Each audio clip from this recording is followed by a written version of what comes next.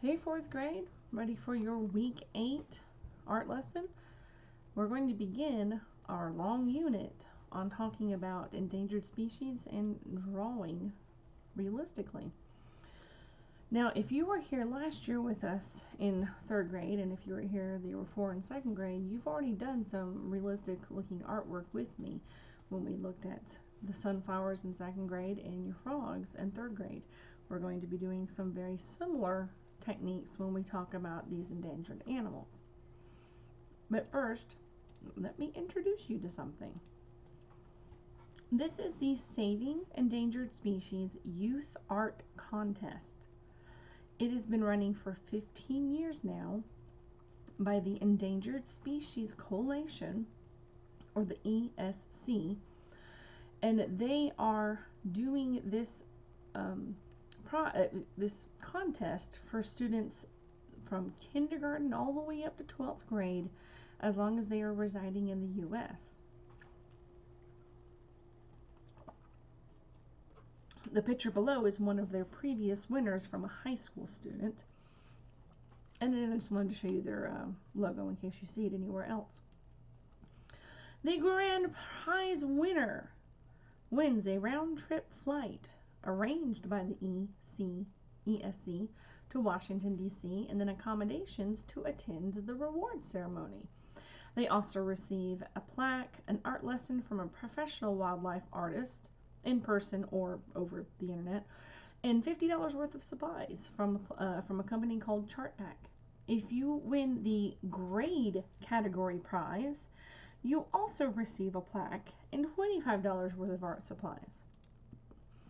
So the subject needs to be a land or ocean dwelling species that either lives in or migrates through the United States and its waters, which means our oceans or lakes and rivers, or a plant or flower that is found in the United States and has been placed on the threatened or endangered species lists. You can choose from one of these 4 groups, which is vertebrates, invertebrates, flowering plants, and non-flowering plants. Oops. For the first part of this project, we're going to be working on Georgia animals. So don't rush off and start trying to think of all sorts of endangered animals. I'm going to give you some to choose from. The rules. The artwork must be original. You cannot use computer-generated images, and you cannot trace images. Students participating in the contest should compose their own threatened endangered species on an 8.5 by 11 or smaller surface. So what that means is a regular sheet of paper or your sketchbook or smaller. So if you've got like a giant piece of paper, this is too big. You want just a regular, normal sized sheet of paper. And it can be in artwork like crayons, ink, which includes markers, acrylic paint, oil paint, pastels, watercolors, pencils, all sorts of other things. They cannot accept artwork that is turned in only in black and white. They want you to have, well, color with it, but doing your art project in just a pencil will not be judged. Yeah, sorry. Also, there can be no letters, no words, no signatures, or any other marks in front of the artwork. So even though you're making art, you're going to sign the back of it, and you could write your name on the back of it and things like that, but you're not labeling the picture, you're not writing your name on it or other things, and you'll see what we're talking about when we look at more pictures. So the grand prize will be picked from the 4 winners of each category. The categories are kindergarten through 2nd grade, 3rd through 5th grade, 6th through 8th grade, and then 9th through 12th grade. So that's early elementary in K through 2, late elementary, which is you guys in 3 through 5, middle school 6 through 8, and high schools 9 through 12. The grand prize winner will be picked from one of the 4 of those grade level winners. Now, the judges will want to see that your picture tells something, a story. Well, not a story, but it explains or shows something. How well does it work for the endangered species theme? If you're going to draw an endangered species and it's playing a video game, that's not going to make any sense to them. Composition. How well does the line and form work together?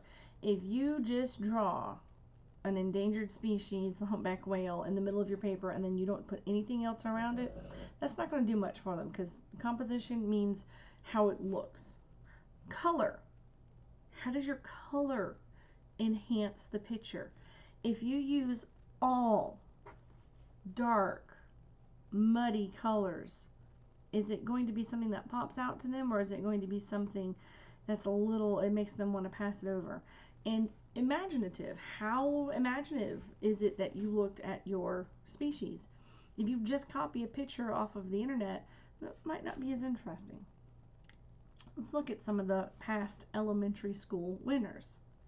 This is from last year. These are from technically their 2020 contest has already happened. So this is from the 2020 contest. We're getting ready for the 2021 contest. So we've got a number of endangered species that are across America and that have been endangered. And if you look at it, a lot of these are just done with markers or color pencils. There's nothing fancy in this, and this is all from elementary school students.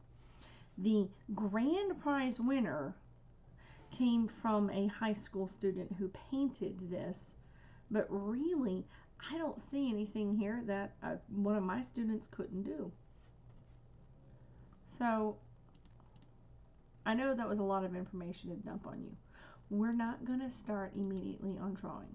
We're not even going to, you're going to get to pick an animal, you're going to do some research, but don't worry about the drawing part yet. And we're going to take our time moving slowly on it and making sure that we're actually getting things like textures and backgrounds and size or proportion correct with our object, with our species. So I know the contest was a lot of information, but I wanted to sit it out for you now so you know what we're aiming for.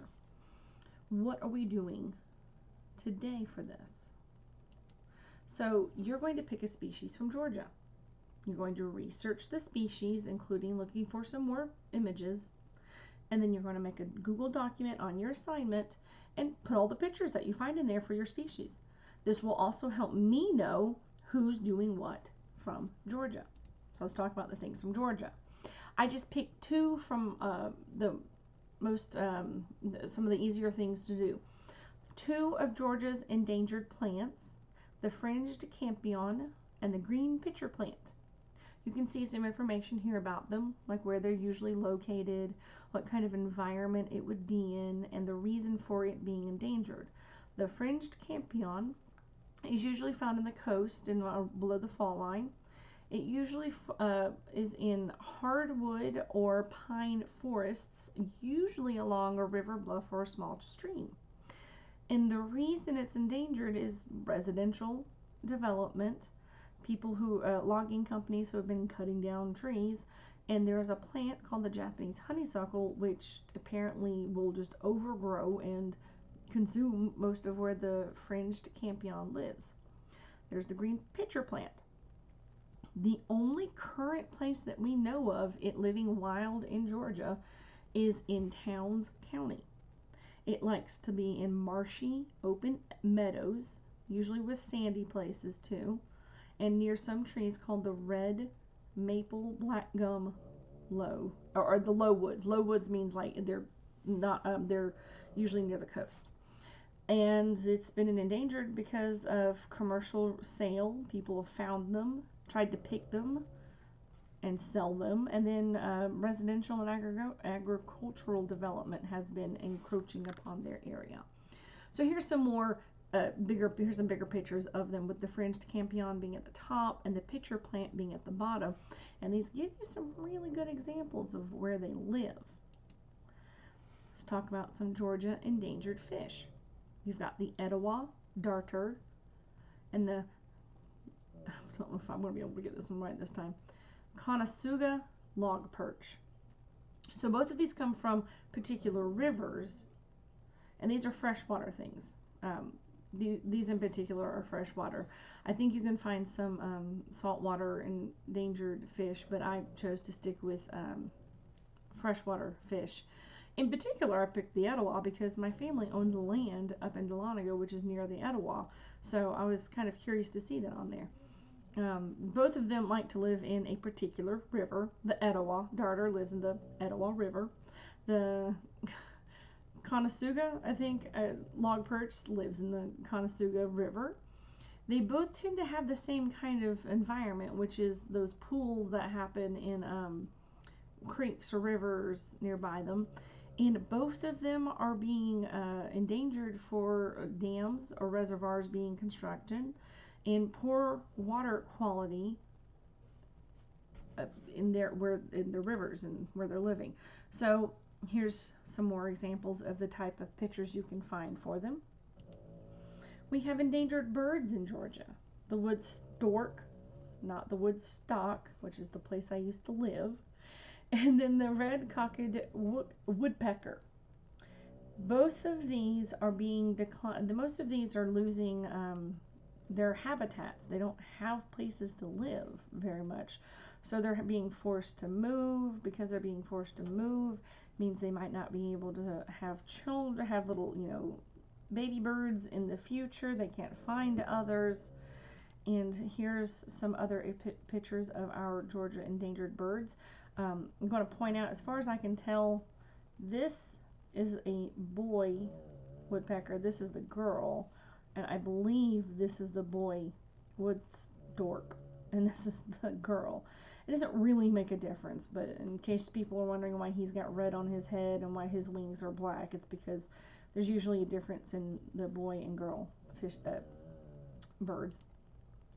And then two of the mammals that we have endangered in Georgia is the gray bat and the humpback whale. And I know it's kind of weird to see the whale listed for us since we live in Atlanta and not anywhere near the coast, but it's still considered one of Georgia's endangered animals. And the gray bat does live up near us, and you guys are probably going to touch on and talk about bats in some of your other projects in STEM. And once again, humans encroaching upon their habitats is really what's getting both of these animals or mammals in danger. And here's some more pictures of the gray bats and the humpback whales. So what you need to do today is pick your species. Again, there is a document already for you in your assignment. In that document, you're going to put what species you will work on. Image search for more pictures of the species and find them and put them in the document. It is okay if you find the same pictures that I used and put them in there. That's fine, because there's some, like if you're going to do the fringed campions, there's only so many pictures out there of them. That's all right. But use your eyes and make sure you find the right thing, because if you look up gray bat, sometimes you just find bats that are gray. You might want to put in something like endangered species gray bat when you're looking for stuff. All right, so that's your project. Pick out your for today. Pick out your species, put it in your Google document, and we'll work on more next week.